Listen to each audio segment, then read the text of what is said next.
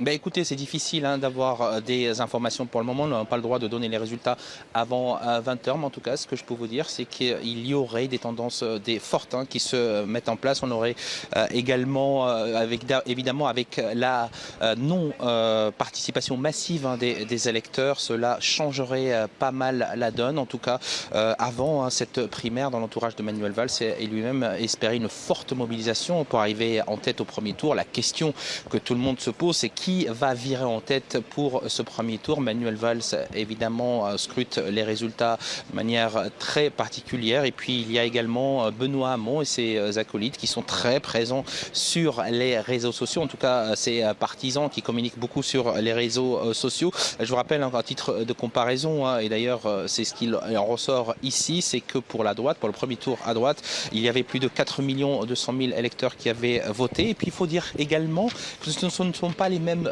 enjeux. Comme disait un des responsables du Parti socialiste, il me disait, voilà, selon les sondages, il y a très peu de chances qu'un candidat de gauche arrive au deuxième tour. Donc les électeurs ont peut-être moins eu envie de se mobiliser.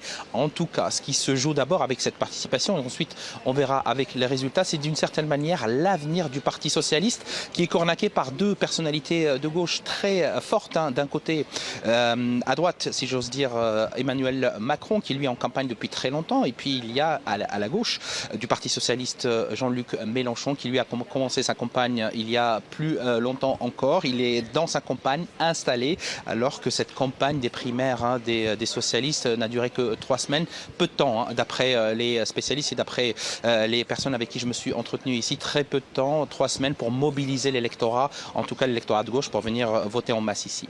Merci.